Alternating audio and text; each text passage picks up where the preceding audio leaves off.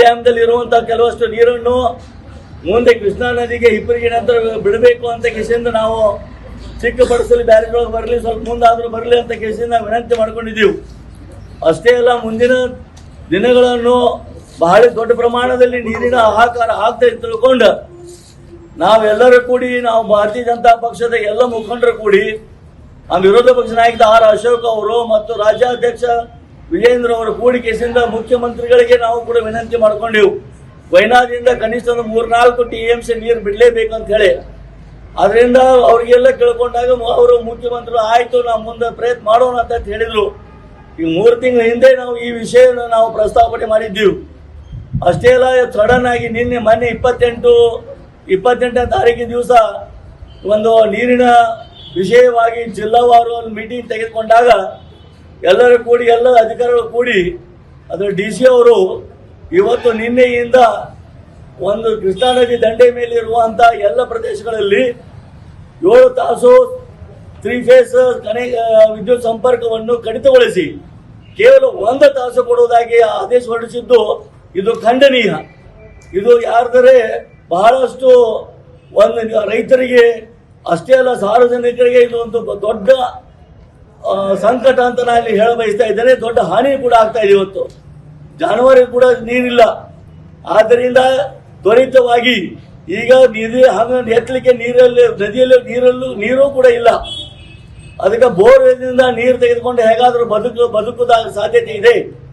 ಅದಕ್ಕೆ ಬೋರ್ನಿಂದ ನೀರನ್ನು ತೆಗೆದುಕೊಳ್ಳೋದಕ್ಕೋಸ್ಕರ ಇವತ್ತು ಹೇಗಾದರೂ ಕೆಲವು ದಿವಸ ತಳ್ಳುತ್ತಾ ಇದ್ರು.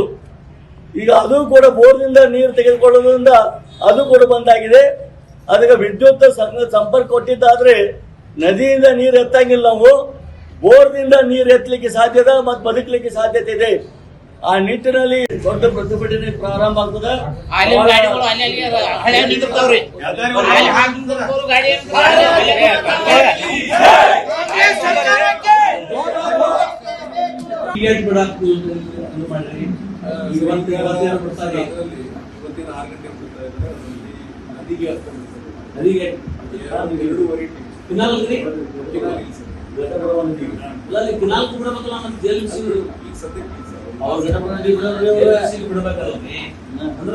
ಅದೇ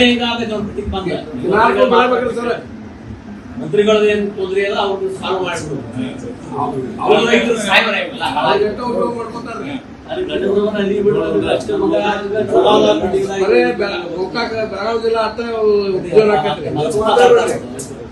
ಬೆಳಗಾವಿ ಮೀಟಿಂಗ್ ಏನಾಗೈತಿ, ಇನ್ನೂ 2 ಸಲ ಆಗ್ಯಾವ.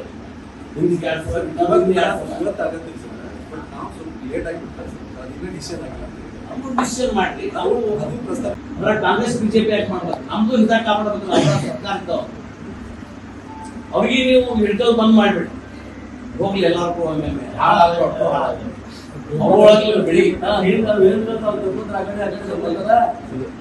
ಬೆಳಿಗ್ಗೆ ಬಿಡಿಗೆ ಕೆಲವು ಹಳ್ಳಿಗಳು ಕೂಡ 7 ತಾಸು ಬಂದ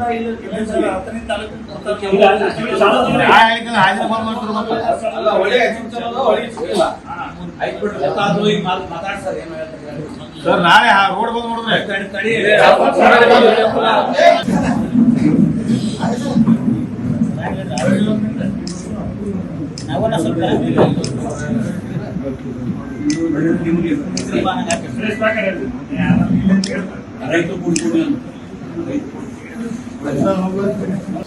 ಅನುಕ್ಷಣದ ಸುದ್ದಿಗಳಿಗಾಗಿ ವಿಸ್ತಾರ ನ್ಯೂಸ್ ಯೂಟ್ಯೂಬ್ ಚಾನೆಲ್ ಸಬ್ಸ್ಕ್ರೈಬ್ ಮಾಡಿ. ಹೊಸ ಸುದ್ದಿಗಳ ನೋಟಿಫಿಕೇಶನ್ಗಾಗಿ ಬೆಲ್ ಐಕಾನ್ ಕ್ಲಿಕ್ ಮಾಡಿ. ಲೇಟೆಸ್ಟ್ ಅಪ್ಡೇಟ್ಸ್ಗಾಗಿ www.vistaranews.com ವೆಬ್ಸೈಟ್ಗೆ ವಿಸಿಟ್ ಮಾಡಿ. ಅಂಗೈಯಲ್ಲೇ ಜಗತ್ತಿನ ಸುದ್ದಿ ತಿಳಿಯಲು ವಿಸ್ತಾರ ನ್ಯೂಸ್ ಕನ್ನಡ ಆಪ್ ಡೌನ್ಲೋಡ್ ಮಾಡಿ.